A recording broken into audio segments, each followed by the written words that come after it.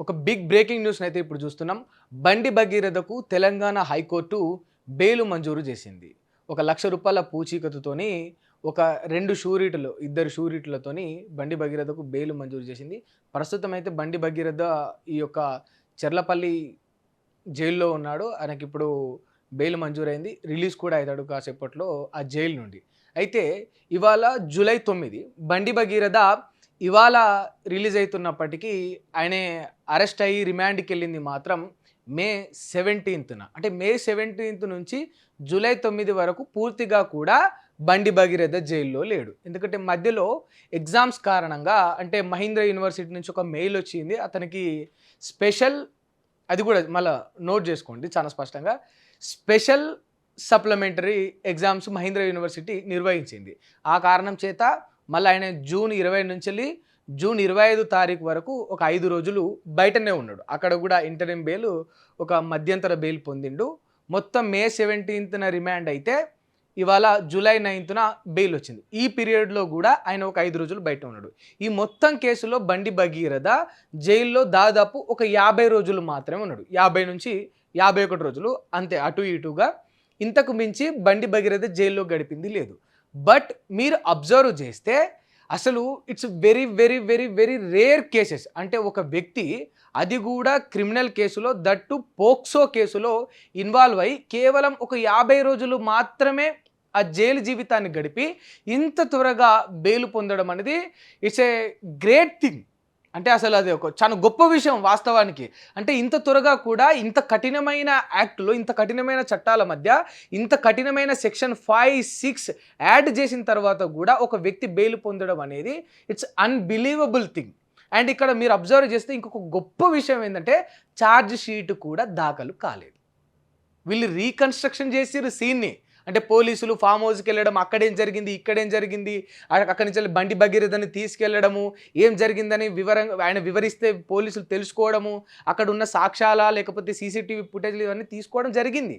But ఇంకా కూడా charge sheet కోర్టుకు ఫైల్ చేయలేదు. అంటే ఛార్జ్ షీట్ అంటే ఆ యొక్క కేసు మొత్తంలో ఉన్న పూర్తి విషయాలను పోలీసులు సేకరించి ప్రతి అంశాలను, ప్రతి ఎవిడెన్స్‌ను పొందుపరుచుకొని వాళ్ళు దాన్ని కోర్టుకు సబ్మిట్ చేస్తారు. అంటే ఈ యొక్క ఆరోపణలు ఎదుర్కొంటున్న ఆ వ్యక్తి తరపున ఉన్న పూర్తి ఆధారాలను విక్టిమ్ తరపున, ఆరోపణలు ఎదుర్కొంటున్న ఆ నిందితుడి తరపున పూర్తి ఆధారాలు సేకరించి కోర్టుకు సబ్మిట్ చేసిన తర్వాత పోలీసులు ధీమాగా ఉండొచ్చు. అంటే వీడు బయటికి పోయినా ఏం కాదు, లోపల ఉన్నా ఏం కాదు, బెయిల్ మీద బయటికి పోయినా కాదు, లోపల ఉన్నా ఏం కాదు. ఎందుకంటే కేసు ట్రయల్కి వచ్చిన ఆ రోజున అది 3 ఏళ్ళకి రాని, 2 ఏళ్ళకి రాని, 10 ఏళ్ళకి రాని, పోలీసులు ఆల్రెడీ సేకరించి ఫైల్ చేసిన ఛార్జ్ షీట్ ఏదైతే ఉంటుందో అది కీ రోల్ ప్లే చేస్తుంది. శిక్ష వేయాలన్నా వద్దా, తప్పు చేసిండా లేదా అనేది దట్ ఈస్ ద ఎవిడెన్స్. ఆ ఛార్జ్ షీట్ కూడా ఫైల్ చేయముందుకే ఇప్పుడు బండి భగీరథకు బెయిల్ రావడం అనేది ఒక చర్చనీయాంశంగా మారింది. అడ్వకేట్లందరూ కూడా అదే చెప్తా ఉన్నారు. అంటే ఒక విషయం మనం అబ్జర్వ్ చేస్తే మామూలుగా కండిషన్ బెయిల్ అనేది ఉంటుంది.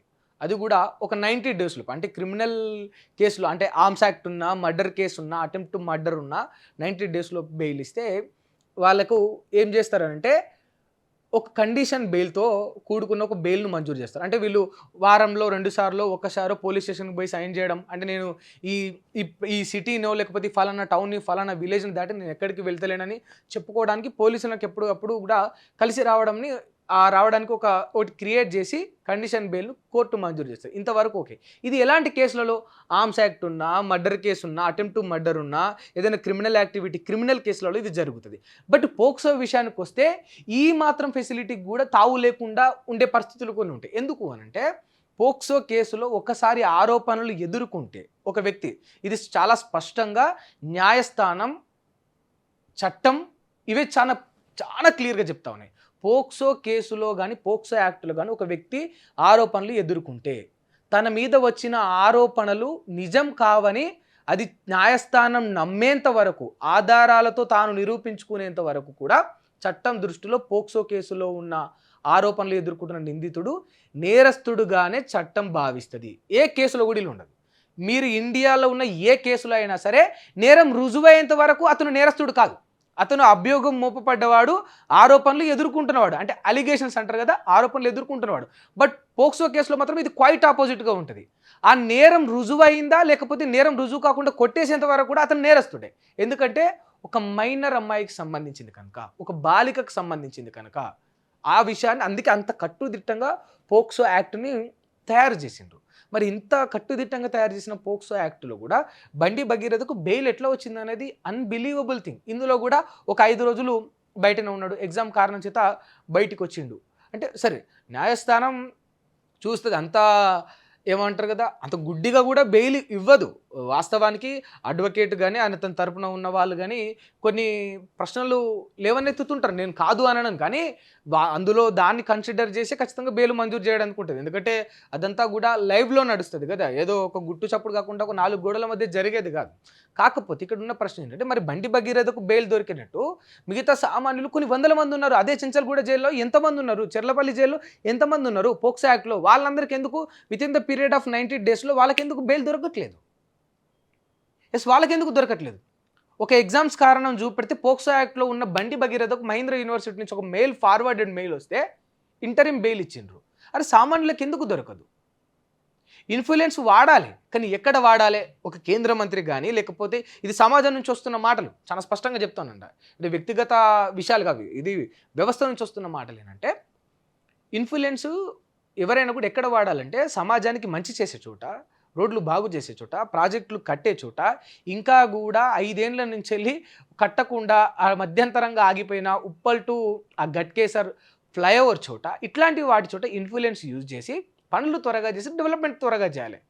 అంటే కొడుకైనా సరే, ఎవరైనా సరే కుటుంబ సభ్యులు ఒక తప్పు చేస్తే, ఒక నేరం చేస్తే అమాయకులైన అమ్మాయిల పైన గానీ, లేకపోతే ఇంకోరి పైన అఘాయిత్యానికి పాల్పడితే దాన్ని కప్పిపుచ్చుకోవడానికో, అక్కడి నుండి తప్పించుకోవడానికో ఇన్‌ఫ్లుయెన్స్ యూజ్ చేయకూడదని సమాజం నుంచి వినిపిస్తుంది. సరే వాస్తవానికి అవాస్తవాలు ఏందనేది కేస్ ట్రయల్‌కి వచ్చినప్పుడు తెలుస్తుంది. బట్ ఇక్కడ అబ్జర్వ్ చేయాల్సిన విషయం ఏంటంటే ఒక థ్రెట్ ఉండే అవకాశాలు ఏమున్నాయని న్యా న్యా ఎవరైతే ఉన్నారో న్యాయవాదులు చెప్తున్న అంశం ఏంటంటే గతంలో చూసుకుంటే ఈ కేసు అయినప్పుడు బండి భగీరథ వెంటనే పోలీసులకు లొంగిపోలేదు. ఒక వారం రోజుల పాటు అబ్స్కాండ్‌లో ఉన్నాడు. అంటే తప్పించుకొని తిరుగుతూ ఉన్నాడు.